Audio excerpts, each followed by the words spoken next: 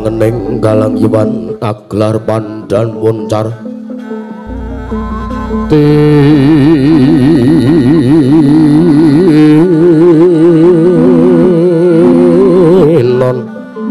lir kekonang suram sorote tanpa padang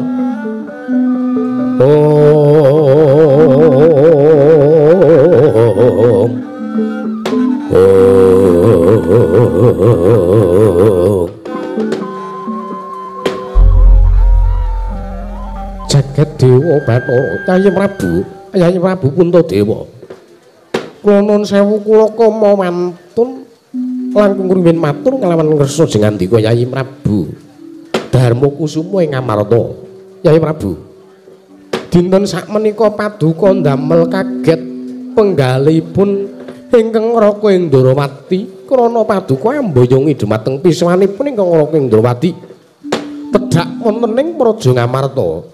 Kula aturi paring dawuh menapa ta ingkang dados wigatosipun dening paduka ambayongi dhumateng pisuwan kula Yayi Prabu. Aduh Koko Prabu, sewu-sewu kalepatan kula diagung pangaksami krana kathah kewajiban ngantos kula supe bilih kula atur nawuh kelawan jengandika Kanjeng Koko Prabu. Nggih mboten dados menapa Yayi. Aduh Koko Prabu estunipun kula menika namung badhe nyuwun iga pertikel satanipun kula menika nyuwun pitedah kawontenan negari Ngamarta ingkang sampun wonten tigang candra menika mboten ngraosaken tentrem tuwin mboten ngraosaken ayem sareng ingkang rayi nalidi jebul tinemunipun sedaya menika kala mau dipun sababaken awit Kakang Badranaya Kakang Semar ingkang kadempel sampun wonten tigang candra menika mboten sowan netepi marang kewajiban kapajan Koko Prabu. Saestu kula nyuwun pitedah kedah kados pundi lampanipun para Pandhawa sartanipun para kawula wonten negari Ngamarta Koko Prabu. Matlangening kalangkiwan aklar pandan muncar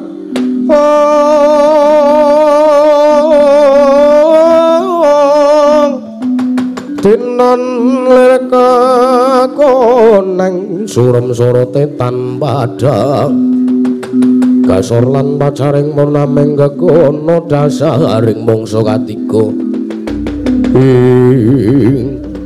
Katren jurawipun Sang Hyang Manikmaya cuma saking Dirgantara kaya ndaru tetarungan rawuh Sang Hyang Manikmaya kula. Tanjapala Pandhawa myoga mulung.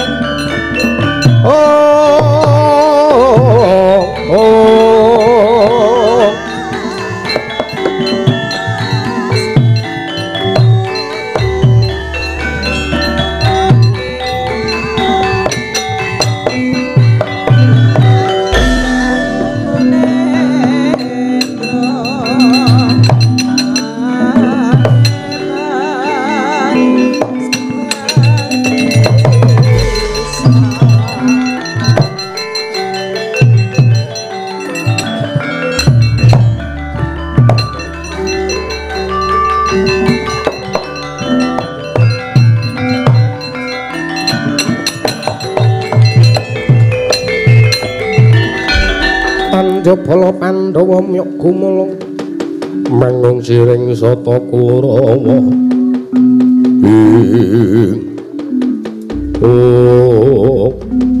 Aduh pukulan Manik Maya ingkang wayahipun Darma Kusuma ngaturaken sembah pangabekti kula kunjuk pukulan Yaya Puntadewa ulun tampa. Aduh pukulan kula ngaturaken sembah pangabekti kula kunjuk pukulan Arjuna ulun tampa. Guru kakekku, aku ngaturake basaku katura. Yaya Werkudara ulun tampa. Pukulan kula ngaturaken sembah pangabekti kula kunjuk pukulan Yaya Kresna ulun tampa. Kresna wonten wigatos menapa pukulan paduka rawuh wonten ing Praja Ngamarta. Puntadewa inggih wonten timbalan pukulan dustun temen ing atase ulun niki dewaning para dewa teka ulun keplayu saka Kayiwangan Suralaya sing disababake saka pokal gawene Panakawan Pandhawa. Kenging menapa paduka paring dawuh mekaten pukulan? Ya jalaran Bagong ngamuk ana ing Kayiwangan Suralaya merga njaluk wujuding woh pelem mertangga jiwa sartane jambu dipunirmala. Ulun boya maringake mung merga Bagong kuwi drajating Panakawan lan sing njaluk Kakang Ismaya. Monggo Kakang Ismaya kuwi mung gedibal 17 pengin bangun morale para kawula sakarang kademel kok dadak nganggo syarat srana. Ya kuwi pelem mertangga jiwa lan jambu dipunirmala. Puntadewa gonjang ganjing langit kelap-kelap waton lir genjang alis risang maweh gandrung. Werkudara ye Arjuna wonten timbalan Komabu metu njaba. Ayo Bagong dieleke. Wah ya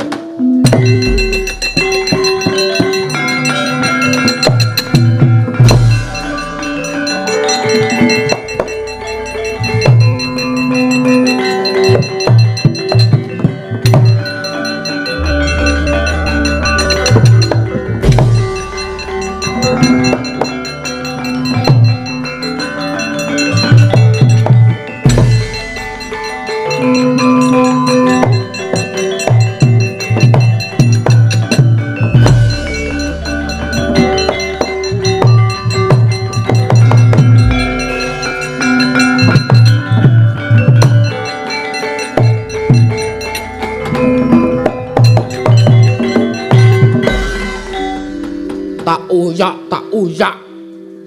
Aku lagi sadar nek aku iso hibur. Bathara Guru tak uyak kok sajak melayu nang negara Ngamarta. Iya, Titanana kowe matur karo wadul karo Bendaraku Pandhawa ora bakal tak wedeni. Ayo Ndarawarku, Drantara Janaka teka rene aku ora bakal wedi den.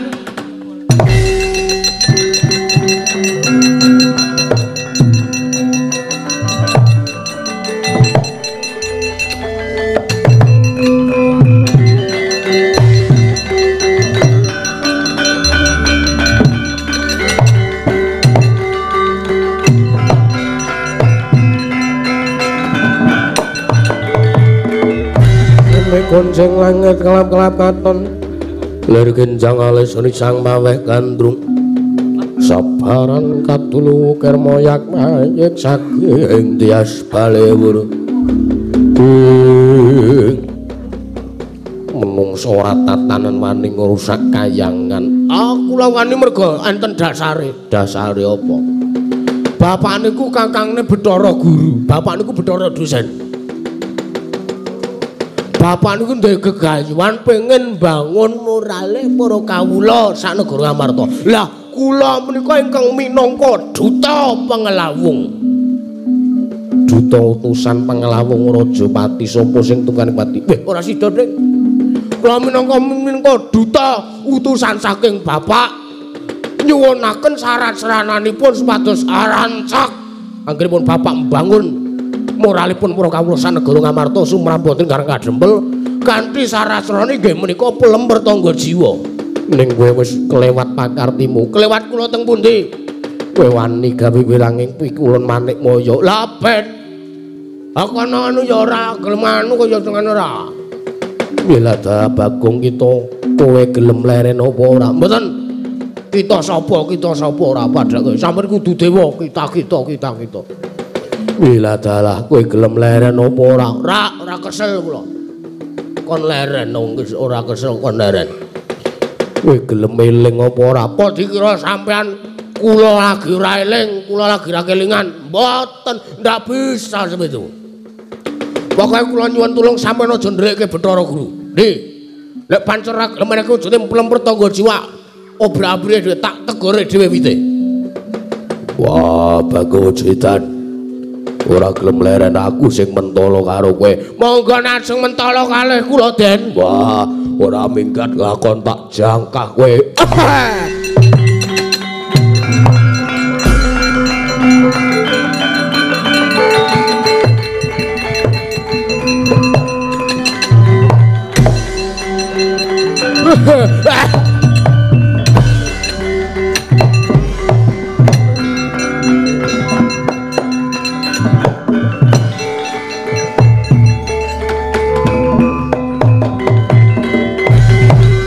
Yah, kowe ngaya lara.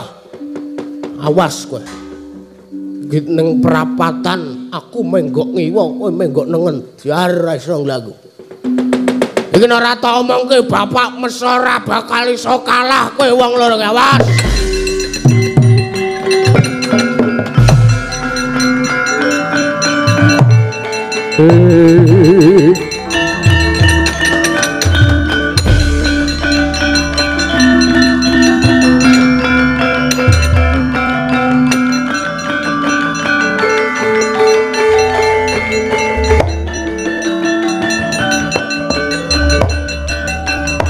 Nuwun Pak.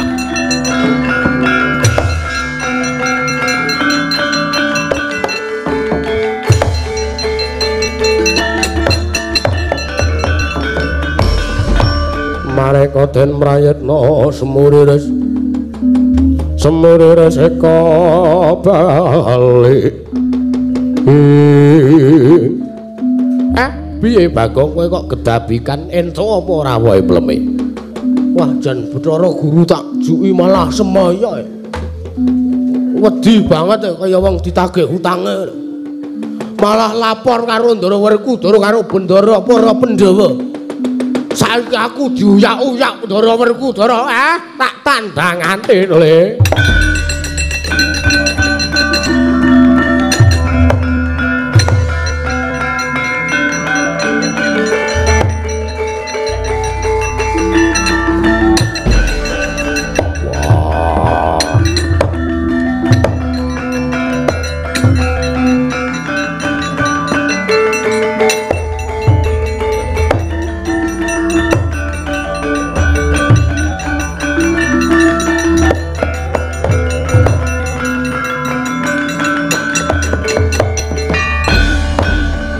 Nyata laruta saking kudha sakulu kula yen mutusa Sang Sri Kakang Semar. Nggih Den, sampean kok nguyak-uyah kalih anak kula? Lah niki gawe perkara napa? Napa melakukan tindak kriminal? Napa anak kula Bagong nyolong pitik? Napa nyolong garwane sampean? Kula atur ngendika. Bagong wis kemlewat pakartine Kakang. Merga wani ngobrak-abrik ngayewangan Suralaya mapan mengganing Iwang Pikulun Manikmaya. Lah pancen niku kula jarak, pancen niku kula gawe, Manikmaya kula juki syarat mlemer tangga jiwa mesti ora gelem merga nika sengit kepati-pati kalih kula. Pun jenengan manglenggah mriku. Mengkene Manikmaya tekan mriki kula sing ngomongan men jenengan pirsa sing saknyatane Den.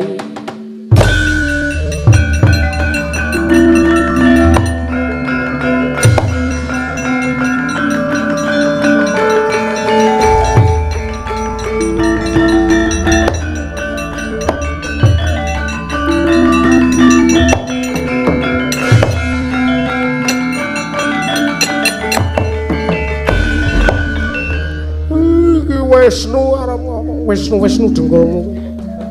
Sinuwun Kresna. Kakang Semar. Pripun sinuwun? Ndi Bagong? Gong. Golek ikan samu. Sapa? Kumir sapa? Ora dikanca jenenge kok ngono kok ora seneng. Iki lho sinuwun kersa kowe gawe perkara apa? Nyukur padha. Aku rekaki ya takon. Enten apa sinuwun? Bagong ngene.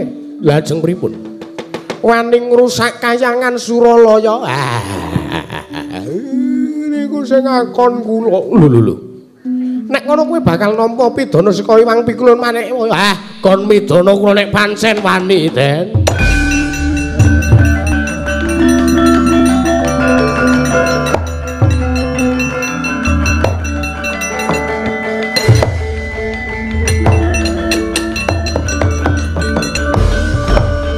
Yana dewa ya nundana wong ngaprang jas putra saran Kakang Ismaya ngapa kowe lah kok malah kowe dadi laporan karo juraganku kowe iki aneh kowe aneh apa kepiye to guru kowe sengit karo aku kok sing tok lapori bendaraku dumeh aku wedi karo bendaraku Pandhawa nek aku duwe kaluputan ngono. Aku ki mung kepengin bangun morale para kawula. Pancen lakon iki tak jarak.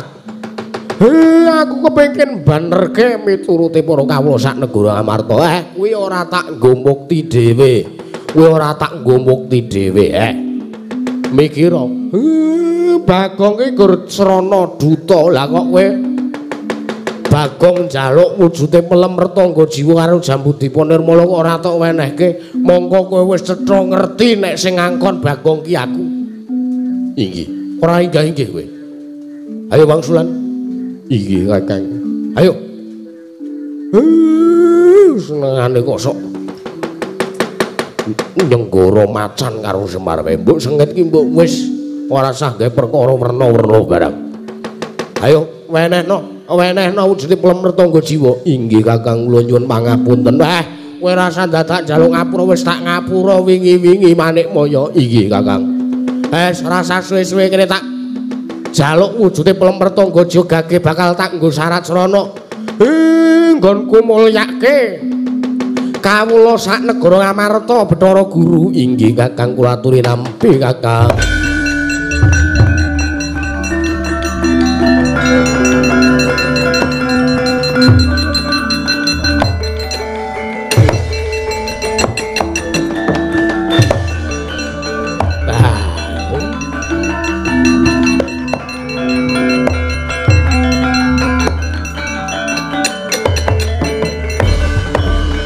Man samar mamuring sukma sinukmaya winasya ing asepi sikuran tumbuk kuncunge Lurah Semar Badranaya sekawit ing mangke ing cipta nedya munjuk atur marang resaning para Jawata nyuwun katentreman dumateng kawula sak negari Ngamarta mandhapipun kawula ing Karang Pradisan ing Karang Kadempel gocap ing mangke eling-eling nadan tumung derajating getibal pitulu kurang tinampa apa kang dadi sediane. Gocap ing mangke Lurah Semar Badranaya. Mundhaten marsaning para Jawata den udaneni dening para Jawata. Kuasaning jagat gaweaning para dewa. Negari Ngamarta ingkang sekawit ketingal surem sakmenika dados ijo raya-raya subur makmur. Ayom-ayom tata titi tentrem kawulane.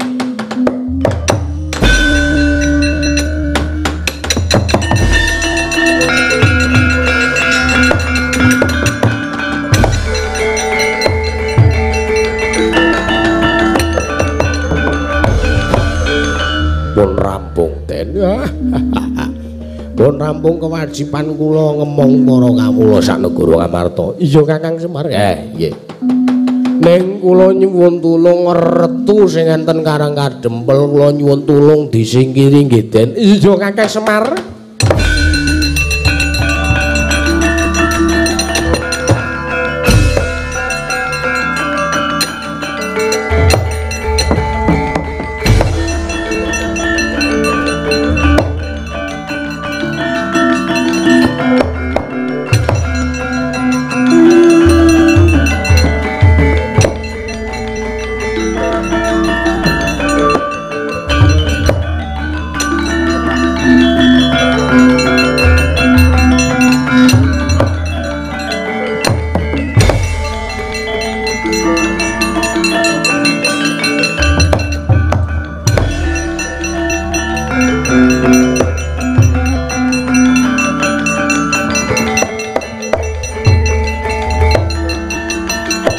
Ha.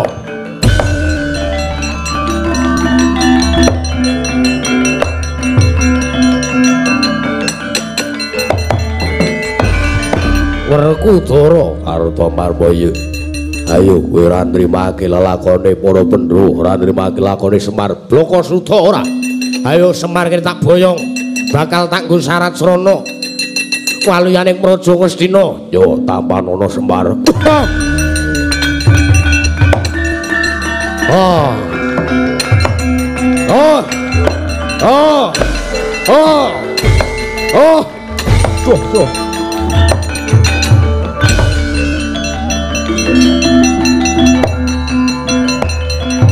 Oh. Wah. Werkudara Sartamba anak jaran hus. Ayo gelem bali apa ora? Iki wis esuk-esukan. Nek ora nrimake lelakone Semar, aku mentala karo kowe. Ya aku bali Werkudara.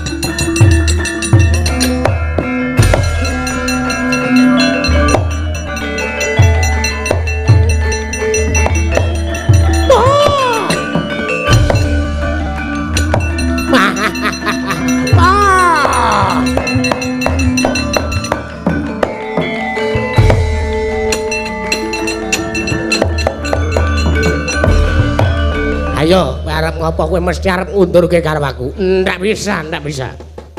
Durna bapakku. Pak. Wah, kabeh iki wis dadi kodrating panguwasaning Gusti. Nek kowe ora gelem bali, kowe ora gelem nudring kaluputan sartane ora gelem lenggono. Wah, aku wegah dadi sesmamu. Aku wegah suwita karo kowe meneh. Ya ya, Werkudara aku tak bali ya, Ker.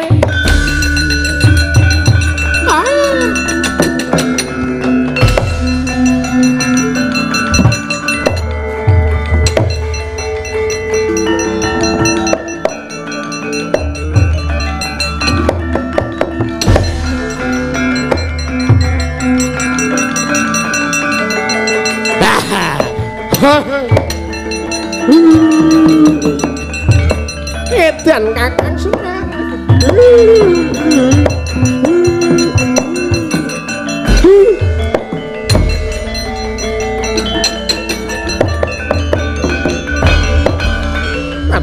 Tupet Kakang Semar panjenengan menika pados menapa iki sae ampun Kakang menika cah edan kowe ra. Aku ora arep ngopo-ngopo karo kowe. Ayo bali. Inggih Kakang pun dipun gujeg ya bali ya. Inggih Kakang kula aturi ngluwari ae bali ya ora barek dugang.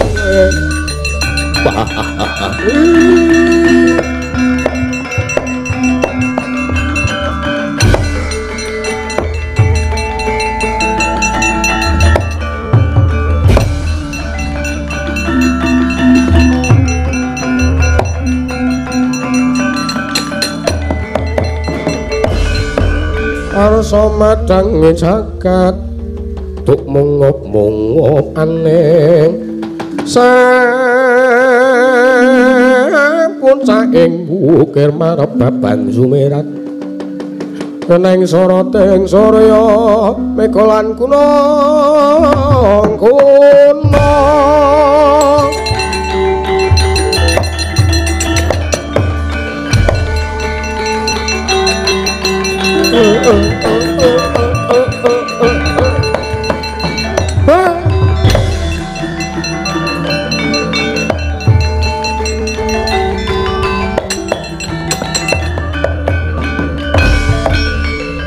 Ayo.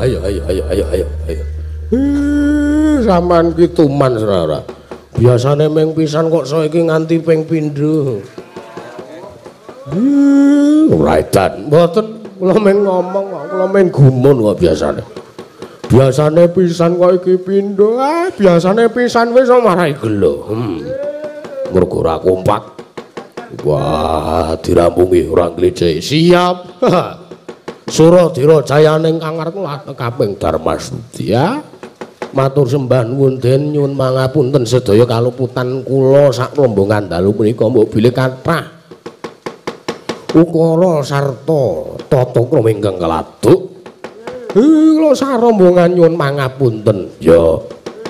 Suradira jayaning kang lebur dening pangastuti rahayu kang samya temu rahayu kang samya pinanggi gedendha. Salam budaya.